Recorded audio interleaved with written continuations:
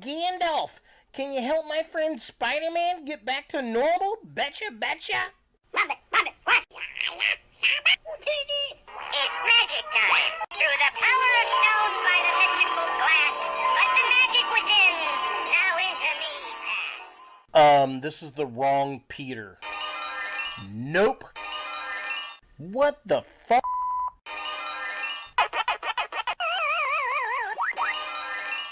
I'll be back. I don't think so. I am Megatron, leader of the Decepticons. Hey, wait. Nice tits. Wrong. Well, we're getting closer. Wait, no.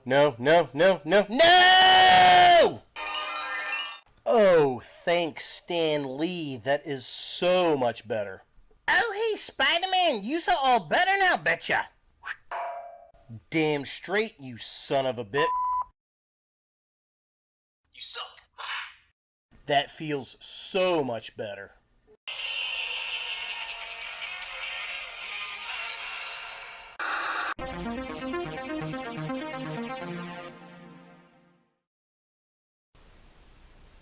Hey guys, Ultra Maximus back with another retro review. And today we're going to rewind it all the way back to 1983 with a vintage He-Man and the Masters of the Universe action figure, and it's Orko. Now, I found this figure at my local flea market, the Emporium 31, here on the south side of Indianapolis in Greenwood, Indiana. I found him at a booth in the back, and he was $10, and I've been wanting to get some of the vintage figures. I've been collecting the Origins figures, the reissue kind of modern version of the Masters of the Universe figures, and Orko was always one of my favorites. I actually had this figure as a kid. One of my favorite Motu figures. I remember getting him at Target on the west side of Indianapolis on 38th Street when it existed. And it's funny because when last time I held this figure, I was a little kid and it always felt bigger than it should have been because Orko was always tiny in the show. And, you know, as an adult, I'm like, yeah, this guy isn't very big at all, really. Kind of like when you were a kid, a Whopper was really huge and now it's just kind of a regular burger. Sucks getting old. Now, here's the cool thing about Orko, in case you did not know, he is not an original Motu figure. He was not created by Mattel initially. He is a Filmation cartoon design only. He was made for comic relief in the cartoon and was super popular, so Mattel ended up making the action figure. And initially he was supposed to be called Gorpo, G-O-R-P-O. However, Filmation liked to reuse animation just like Walt Disney did back in the day and Hanna-Barbera. And they like to cut the drawings down in half and mirror them to save time and animation. And if they put a G on his chest, they would have to draw it too many times. So they decided, well, let's call him Orko and we can put an O and it will fix the problem. So yeah, kind of clever, kind of interesting, and the name Gorpo did come around later in the Classics line, and maybe in the 2000X line, where he was the evil magician from Trala, where Orko is from. The unnamed one, his name's Gorpo, so yeah, he's like the evil Orko. And so it's kind of nice they were able to take that name. Now, again, he's from Trala. He's not from Eternia. He's a wizard. He's actually very powerful. And in some of the cartoons that comes across, like when he goes back to his home world, obviously, but when he was in Etheria with She-Ra, there's a couple episodes where it kind of comes across with like Hordak trying to brainwash him or something, and yeah, so kind of interesting. Now this figure is in pretty good shape. There's a little bit of paint wear on his hands and up on the ear and the hat, and that's okay. It's from 1983. Now this figure did have a play gimmick, so if you notice, if we can get it in focus, there we go, the focus.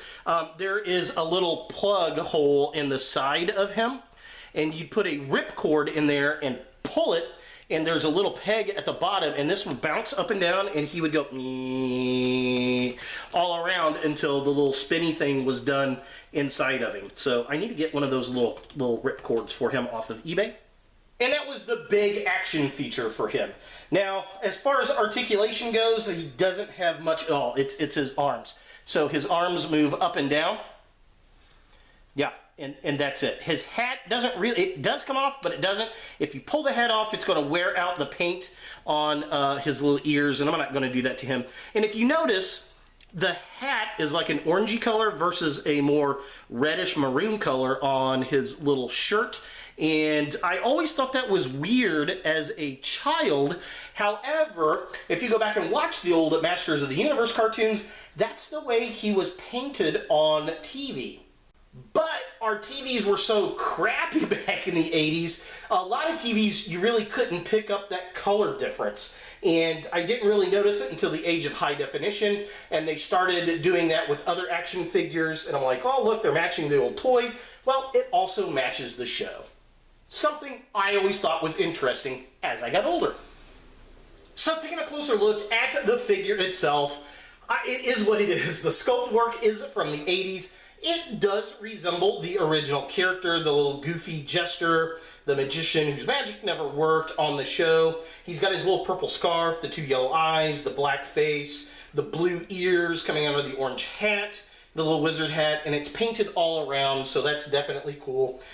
He's got the sculpt work in the hat and the hair and the little scarf, so that's all pretty good. It's just very basic, especially compared to some of the other Masters of the Universe figures at the time. Again, it was a simplistic drawing character that was thrown in last minute from Filmation, and they wanted to make a toy to reflect his popularity.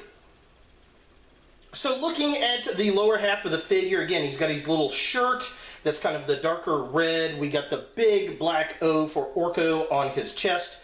He's got his blue hands. We get this nice kind of wavy look in the shirt itself, kind of like he's floating. And sitting on those pegs, he does kind of stand off the ground ever so slightly.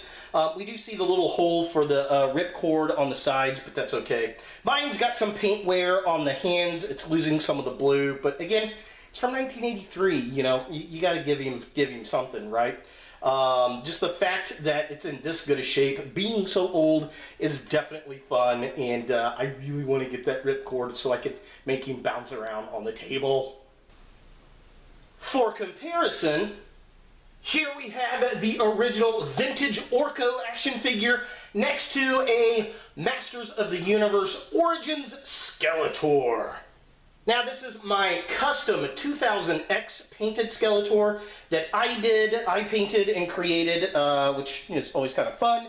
But he's in the same scale basically as the old vintage figures, so you can kind of see he was half the size of the other characters, and but he's still a little bit bigger than what he was in the cartoon, but that's okay. He's fun anyway.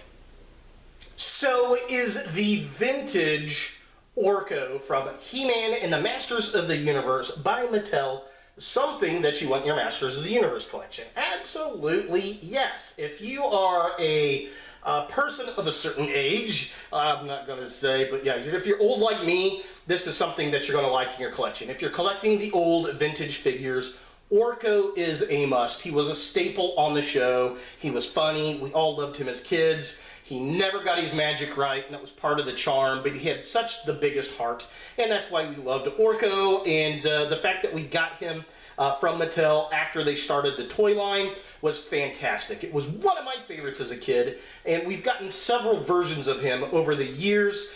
There is one in the Origins line. I have not picked him up yet. I will at some point, and I'll do a comparison between the two when I actually get him.